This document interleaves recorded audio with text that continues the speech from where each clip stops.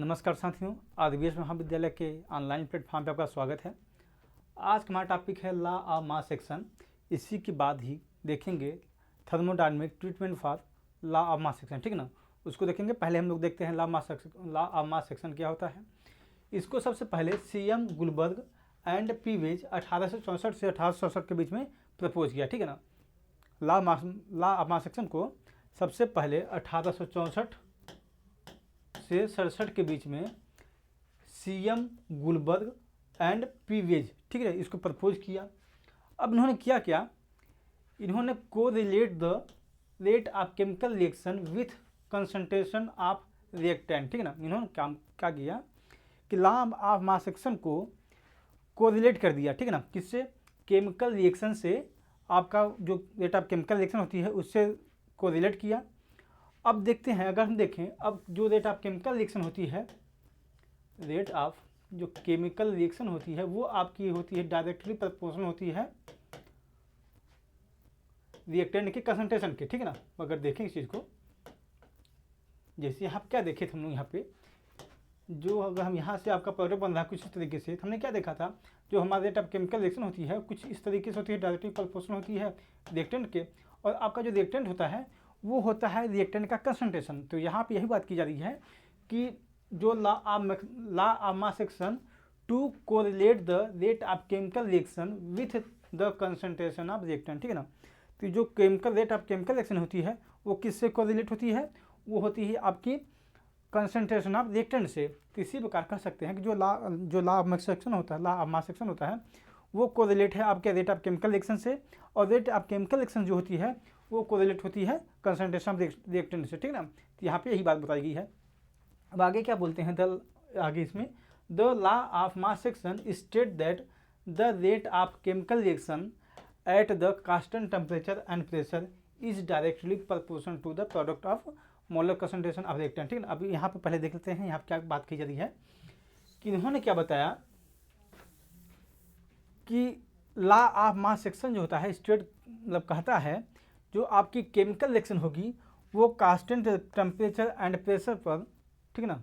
जैसे अगर मानते हैं कुछ इस तरीके से आपकी एक रिएक्टेंट है ये और आपका प्रोडक्ट है, ठीक है ना, ये कुछ तो इस तरीके से होंगे और आपका प्रोडक्ट है। अब यहाँ पे क्या बताया गया, यहाँ लॉ ऑफ मास एक्शन में क्या बोला गया जो आपके रेट ऑफ केमिकल रिएक्शन होगी वो होगी आपकी डायरेक्टली प्रोपोर्शनल होगी, कब? At constant temperature and pressure पे, ठीक है ना। अब जो रेट होगी कहा जाए एक कांस्टेंट टेम्परेचर और प्रेशर पे, कांस्टेंट टेम्परेचर और प्रेशर रहेगा, तो ये directly proportional to the product of molar concentration of reactant, ठीक है ना। तो अब क्या होगा, ये आपका देखें ये जो कंसंट्रेशन होगा ये रिएक्टेंट का जो मोलर कंसंट्रेशन होगा उसके डायरेक्टली प्रोपोर्शनल होगी, ठीक है ना। तो यहाँ आप लिख सकते हैं रेट डायरेक्टली प्रोपोर्शनल होती है मोलर कंसंट्रेशन है हुआ, ठीक है ना। ये आपका मोलर कंसंट्रेशन हुआ। ये यहाँ पे मैंने देखा था, इसके पहले भी यहाँ पे छोटा सा ए लिखा जाता है, ठीक है ना। यहाँ पे अगर पी है तो आप मान ली पी लिख देते हैं कुछ इस तरीके से। अब क्या बोला जाता है यहाँ पे, molar concentration of reactant each raise to power equal to the corresponding stoichiometric coefficient in the balanced chemical equation, ठीक है ना। अब मान लीजिए इस इक्वेशन को जो बैलेंस करने के लिए हम इस साइड में एक लिखते हैं, 2 3 4 5 लिखा होता है, हमने देखा होगा। जैसे अगर हम इस इक्वेशन को देखें 2HI प्लस ये होता क्या था H2 प्लस I2 होता था, ठीक है ना, कुछ इस तरीके से होता था ये। तो इसको हम बोलते हैं स्टोइकोमेट्रिक कोएफिशिएंट, ठीक है ना।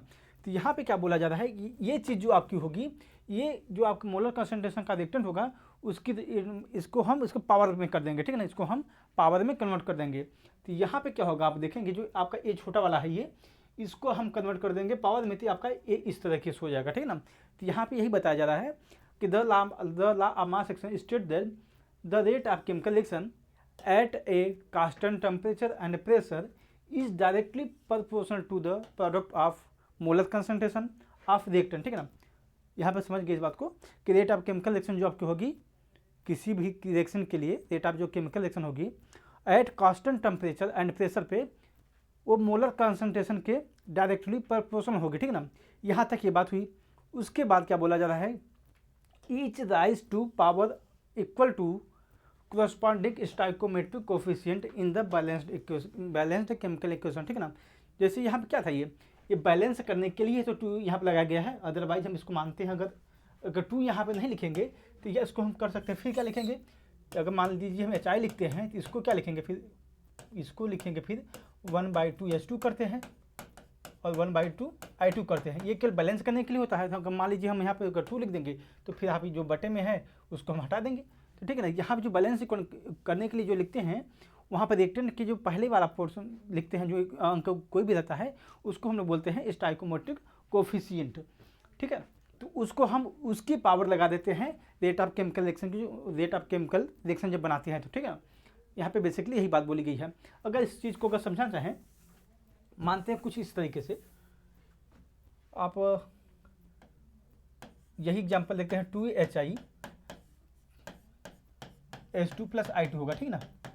अगर हमें मान लीजिए लॉ ऑफ मास सेक्शन के द्वारा इसको लिखना है, रेट ऑफ केमिकल रिएक्शन लिखना है, तो कैसे लिखेंगे इसको, तो सिंपल सा लिखेंगे, रेट लिखेंगे, ये हम पता है कि डायरेक्टली प्रोपोर्शनल होता है मोलर कंसंट्रेशन ऑफ रिएक्टेंट, ठीक ना। तो मोलर कंसंट्रेशन ऑफ रिएक्टेंट आपका HI, ठीक ना। अभी इसका जितना भी होगा इसका ये हुआ। अब यहाँ पे क्या बताया जा रहा है कि each raise to power equal to corresponding stoichiometric coefficient in the balanced chemical equation. तब ये जो आप होता है इसको हम बोलते हैं स्टाइकोमेट्रिक कोफिशिएंट, ठीक ना। तो इसकी हम पावर कर देंगे यहाँ पे, ठीक है ना, 2 है तो 2 कर देंगे, तो यही आपका होता है लॉ ऑफ मास सेक्शन, ठीक है ना। यहाँ पे ही देख सकते हैं फादर रिएक्शन ए बी कुछ है, अब का पावर बना law of according to law of mass action rate of reaction directly proportional होता है, ठीक है ना, रिएक्टेंट के। अब यहाँ पे देखा मैंने कि स्टाइकोमेट्रिक कोफिशिएंट जो है दोनों, ये आपकी ए की पावर हो गई है, बी की पावर हो गई है। अब रेट ऑफ केमिकल रिएक्शन आपका हो गया, जहाँ पे कि आपका ये कांस्टेंट है, ठीक है ना, जहाँ पे ये रेट कांस्टेंट आपका होता है ये, ठीक है। तो एक चीज़ और नोट करने वाली बात यहाँ पे है कि it must be noted that law of mass action applies to single step reaction, ठीक है ना। ये जो लॉ ऑफ मास सेक्शन होती है वो केवल सिंगल स्टेप की रिएक्शन होती है, उसके लिए हम केवल अप्लाई कर सकते हैं, ठीक है ना। ऐसा नहीं कि आप डबल स्टेप की कोई रिएक्शन ला रहे हैं उसको सोचें कि लगा दें हम उसमें लॉ ऑफ मास सेक्शन, उस पर अप्लाई नहीं होते, ठीक है ना। तो यहाँ पे कह सकते हैं सिंपल सी बात कि आपकी सिंगल स्टेप रिएक्शन के लिए अवेलेबल होती है या फिर उसके लिए लागू होती है ये। अब हम लोग देखते हैं thermodynamic treatment of law of mass section, ठीक है ना। इसके देख लेते हैं। इसे देखने से पहले सबसे पहले इसे हमें ध्यान में रखना होगा, ठीक है ना, क्योंकि ये बहुत इंपॉर्टेंट है पूरे रिएक्शन के लिए, ठीक है। पूरा डेरिवेशन जो इसमें होगा तो यहाँ पे ये बहुत ही इंपॉर्टेंट अपना रोल अदा करेगा, ठीक है ना। तो हम सबसे पहले समझ लेते हैं इसको, डेल्टा जी बराबर RT/ln KP, ठीक है ना। ये KP क्या है, एट कांस्टेंट प्रेशर पे है, ठीक है ना, कहा बेसिकली बात यहाँ पे कही जाती है, ठीक है ना। तो ये चीज़ें हमें याद करनी होगी, ठीक है। Delta G minus RT/ln KP होगा, ठीक है ना। इस प्रकार से हमको याद करना है। अब करते हैं क्या है, जैसा कि हमें पता है कि मान लीजिए ये रिएक्शन कोई है, ये आपका रिएक्टेंट है, ठीक है, ये आपका रिएक्टेंट है और आपका ये प्रोडक्ट है, ये पोर्शन पूरा इतना। अब होता क्या है, we note that chemical potential of a reactant consisting of a mole of A and B consisting a mole of A और B mole of B is given by dG/dN, ठीक है ना। अब यहाँ पे क्या बोला जा रहा है कि किसी भी केमिकल पोटेंशियल, जैसे मान लीजिए आपने कोई रिएक्शन लिया है, उसका हम जो केमिकल पोटेंशियल निकालते हैं तो उसको निकालते हैं जो आपकी dG होता है। dG अब क्या है, इसके पहले बताया गया था, जो हम इसके पहले जो क्लासेस लिया गया था उसमें G आपको बताया गया था, वो G आपकी फ्री एनर्जी होती है, गिब्स फ्री एनर्जी होती है। तो अगर G आपको कुछ इस तरह से लिखा है तो मान लीजिए बहुत बड़े सिस्टम के लिए है, और जब हम dG लिख देते हैं तो मानते हैं कि बहुत छोटे से सिस्टम के लिए वो जो गिब्स फ्री एनर्जी होती है वो है, ठीक है ना। तो यहाँ पे क्या बोला जा रहा है कि आपका देखेंगे, we note that chemical potential of reactant consisting a mole of A b mole of B is given by dG/dN, ठीक है ना। तो यहाँ पे क्या बोल सकते हैं कि जो आपका ये गिब्स फ्री एनर्जी है बटे dN, आपका dN जो है ये आपका मोल है, ठीक है ना, बराबर आपका म्यू आई आपका है केमिकल पोटेंशियल, ये आपका केमिकल पोटेंशियल है, ठीक है ना। ये चीज़ हमें पता होनी चाहिए। अब आगे देखें, अगर इस चीज़ की यहाँ पे देखें एक चीज़, अगर ये आपकी गिब्स फ्री एनर्जी से है, यहाँ पे एक रिएक्टेंट है, आपका ये प्रोडक्ट है, ठीक है ना। तो यहाँ पे एक चीज़ और देखेंगे, अगर कह सकते हैं डेल्टा जी बराबर क्या होगा हमारा, delta G P minus delta G R, ठीक है ना। तो डेल्टा क्या होता है, मतलब डेल्टा है कि आपका जो माइनस का प्रोडक्ट में से रिएक्टेंट जब घटाएंगे तभी तो डेल्टा जी बचेगा ना, आएगा। तो यहाँ पे यही बताया जा रहा है कि अगर यहाँ पे अगर देखें डेल्टा जी आर कितना होगा, रिएक्टेंट आपका होगा ये, तो यहाँ पे इसका पोर्शन हो जाएगा, बाकी आपका प्रोडक्ट का पोर्शन होगा कुछ इस तरीके से हो जाएगा, ठीक है ना। तो आगे देखते हैं इसमें, यहाँ पे देखें डेल्टा जी रिएक्टेंट का दिखाना, ठीक है। अब यहाँ पे देखें ए इंटू म्यू ए, ठीक है ना। यहाँ पे डेल्टा यहाँ पे जो बताया गया था आपको डी जी बराबर एन बराबर म्यू आई था, ठीक है ना, कुछ था इस तरीके से। तो यहाँ पे जो था आपका आइथ पोटेंशियल के लिए, ठीक है, मान लीजिए संख्या आइथ मतलब 1 2 3 4 5 कुछ भी हो सकती थी, तो यहाँ के लिए माना गया है ए बी सी डी, ठीक है ना। तो अगर मान लीजिए जब यहाँ पे अगर यहाँ पे देखें ए बी है, ठीक है ना, इसके लिए यहाँ बात की जा रही है, जो यहाँ पे लिखा गया है ए आपका, तो वहाँ के लिए ये उसके टर्म में लिखा गया, ठीक है ना। तो डेल्टा जी आपका होगा ए इंटू म्यू ए, ठीक है ना, plus B into mu B. ये आपका chemical potential for B molecule के लिए होगा, आपका ये केमिकल पोटेंशियल फॉर ए के लिए, ठीक है ना। अब आपका ये रिएक्टेंट के लिए हुआ, ठीक है ना, ये चीज़ें आपकी रिएक्टेंट के लिए हुई और ये चीज़ें आपके प्रोडक्ट के लिए होंगी, ठीक है ना। Mu into mu B mu M plus N into, यहाँ पे इस चीज़ को समझिए, ये आपका रिएक्टेंट का है, समझिए सीधी सी बात, ठीक है ना। ये पोर्शन आपका प्रोडक्ट के लिए है, ठीक है ना। अब change in Gibbs free energy कितना होगा, मैंने बताया था अभी कि डेल्टा जी बराबर का होगा G P minus G R. तो यहाँ पे इसकी वैल्यू जो है, ये वैल्यू इसमें से नहीं सॉरी प्रोडक्ट में से रिएक्टेंट को घटा देंगे। तो यहाँ पर देखेंगे अगर यहाँ पे म्यू एम ये आपका प्रोडक्ट है, M mu M plus N mu N minus A mu A plus B mu B, ठीक है ना। इसको हमने कर लिया, यहाँ पे इसको घटाएंगे। तो अगर इस चीज़ को देखें हमने, ये यहाँ तक हो गया। अब the chemical potential of ith species, ठीक है ना। अब यहाँ पे मान लें आइथ स्पीसीज के लिए क्या होगा केमिकल पोटेंशियल, उसको देखते हैं हम। अगर देखें म्यू आई बराबर होता है आपका mu I naught plus R T L N P I, ठीक है ना। ये होता है आपका म्यू आई के बराबर म्यू आई होता है, ठीक है ना। अब यहाँ पे देखेंगे इस चीज़ को, पहले यहाँ पे म्यू एम है, ठीक है ना। यहाँ पे जो म्यू एम है, अब आइथ स्पीसीज के लिए ये मैंने क्या निकाला कि म्यू हुआ म्यू आई बराबर mu plus R T L N P करके था, ठीक है ना। यहाँ पे देखेंगे अगर म्यू आई बराबर mu I naught plus R T L N P I था, ठीक है। अब हम क्या करते हैं, म्यू ए स्पीसीज के लिए जब निकालेंगे तो क्या होगा, ये आपका हो जाएगा mu A plus mu A naught R T L N P A, ठीक है ना। इस प्रकार से होगा। इसी प्रकार से बी के लिए भी होगा, एम के लिए भी होगा और एन के लिए भी होगा, ठीक है ना। हम देख सकते हैं अगर मान लीजिए हम अभी प्रोडक्ट के निकालते हैं, प्रोडक्ट के लिए अगर जब निकालेंगे तो क्या होगा हमारा, तो म्यू ए एम बराबर mu M plus R T L N P M, ठीक है ना। ये होगा, यहाँ पे देख सकते हैं ये आपका म्यू एम होगा, सॉरी, ठीक है ना। ये सब चीज़ें होंगी। अब यहाँ पे हो गया, यही सेम चीज़ आपके एन के लिए होगा और ए के लिए होगा और बी के लिए होगा, ठीक है ना। जो आपके केमिकल पोटेंशियल हो गए, सिंपल सी बात है, कुछ इस तरीके से इसको होना चाहिए था, म्यूजियम होना चाहिए था, ठीक है ना, और ये म्यू भी होना चाहिए था, ठीक है ना। ये गलत लिख दिया गया है, तो इस प्रकार से होगा।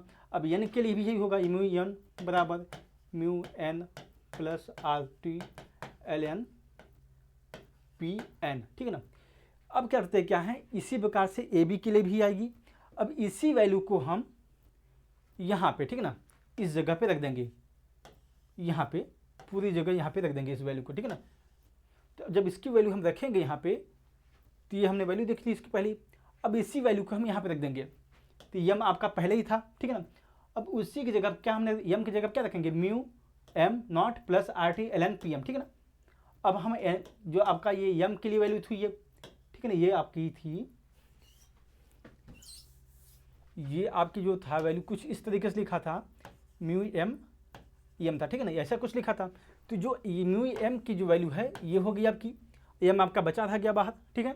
इसी प्रकार से हम एन के लिए लिखेंगे value mu N naught plus R T L N P N minus, अब ये आपका हुआ, ये जो पोर्शन आपका है प्रोडक्ट के लिए है और आपका ये रिएक्टेंट के लिए है, ठीक है ना। तो इसी प्रकार हम रिएक्टेंट का जो होगा ए के लिए जो म्यू ए पोटेंशियल होगा उसके लिए लिखेंगे। तो म्यू यहाँ पर अगर देखेंगे तो हमने इसके पहले लिखा था कुछ इस तरीके से लिखा था, ठीक ना, ये म्यू बी था। तो म्यू बी की हम यहाँ पे म्यू ए की वैल्यू रखेंगे और यहाँ पे म्यू बी की वैल्यू रख देंगे, ठीक है ना। जो म्यू ए की वैल्यू आपकी होगी mu A naught plus R T L N P A होगा, अब बी होगा आपका प्लस बी कोष्टक में आपका होगा mu B plus R T L N P B, ठीक है ना, ये चीज़ें होंगी। अब क्या देखते हैं, अगर हम मानते हैं कि अगर कोई सिस्टम, अगर मान लीजिए सिस्टम जब हमारा जो गिब्स फ्री एनर्जी थी वो इक्विलिब्रियम जब रहा होगा, तो इक्विलिब्रियम के लिए हमें पता है कि डेल्टा जी बराबर 0 होना चाहिए, ठीक है ना। कहने क्या मतलब है कि रिएक्टेंट और प्रोडक्ट का जो कंसंट्रेशन होना चाहिए वो बराबर होगा, तभी होगा। तो एक कब होगा कि जब आपने देखा डेल्टा जी बराबर, हमने क्या निकाला था अभी कि आपका था डेल्टा जी बराबर G P minus G R था, ठीक है ना। लेकिन अगर हम कोई भी चीज़ का सिस्टम अगर इक्विलिब्रियम में रखना चाहते हैं तो जी पी और जी आर बराबर होना चाहिए। जब ये बराबर कब होगा, जब आपका डेल्टा जी होगा, जब 0 होगा। जब ये 0 होगा तो कह सकते हैं, अगर मान लीजिए 0 हो गया डेल्टा जी, तो बोलेंगे जी पी बराबर जी आर हो जाएगा, ठीक है ना। तो यहाँ पे यही बात कही जाती है, ठीक है ना। अब करते क्या है, अब डेल्टा जी आपका 0 हो गया, तो अगर यहाँ पे बचता क्या है कि mu M naught plus M R T L N P M, ठीक है ना।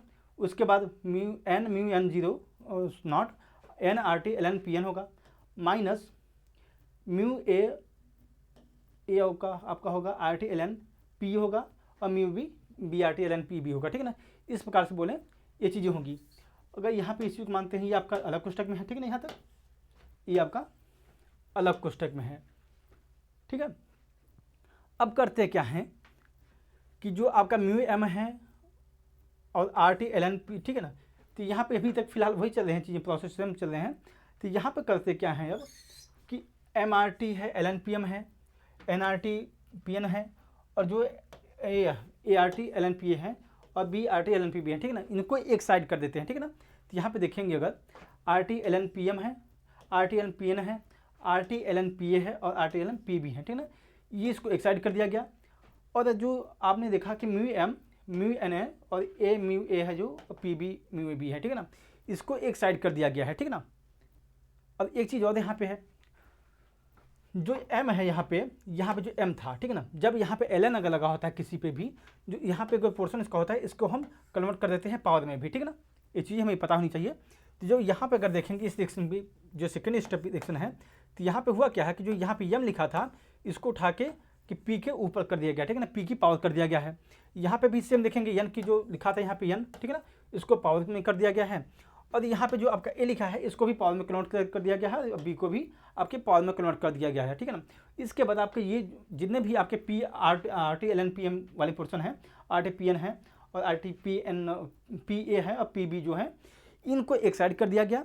और आपके जो ये आपके एम म्यू एम है प्लस एन म्यू एन है माइनस ए म्यू ए है और माइनस म्यू बी ए है, ठीक है, म्यू बी है, उसको एक साइड कर दिया गया। उसके बाद करते क्या है, इसके बाद होगा क्या, सिंपल सी बात है, इसको हम करते क्या हैं, इसको हम लिख सकते हैं कुछ इस तरीके से, ठीक है ना। इसको हम लिख सकते हैं सिंपल से इस तरीके से, इसको हम लिख सकते हैं। अगर यहाँ पर चीज़ को देखें पहले, ये पोर्शन आपका है डेल्टा जी बराबर, जो डेल्टा जी बराबर निकाला गया था हमने, ठीक है। ये अगर देखेंगे इस चीज़ को, ये आपका प्रोडक्ट है, ठीक है ना, ये आपका है रिएक्टेंट वाला पोर्शन है, ये आपका प्लस होगा, सॉरी रिएक्टेंट होगा ये, ठीक है ना। तो इसको हम बराबर कर सकते हैं डेल्टा जी के, ठीक है ना।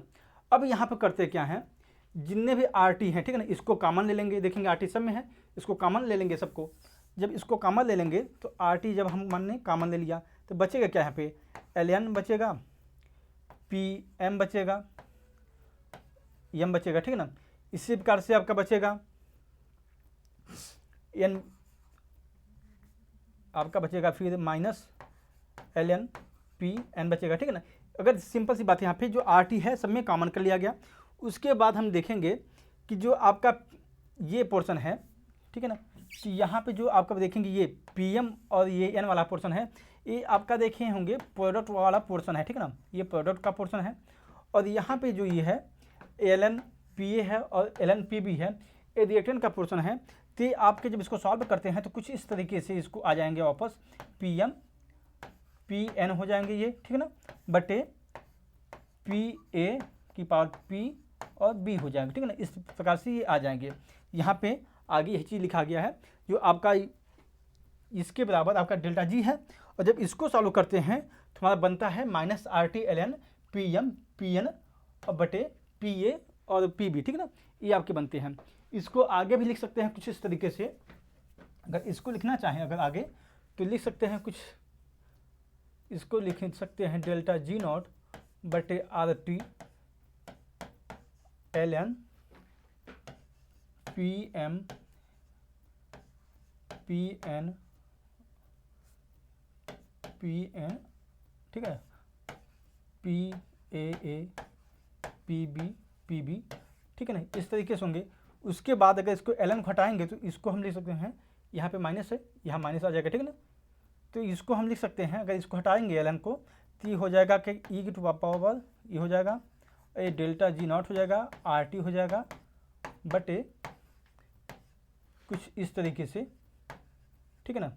यही चीज़ें वापस लिख दी जाएंगी वहाँ पे, PN आपका हो जाएगा PA, आपका हो जाएगा PB, ठीक है ना। इस प्रकार से ये thermodynamic treatment for law of mass section है। अब नेक्स्ट क्लासेस में कुछ और भी टॉपिक लेके आएंगे।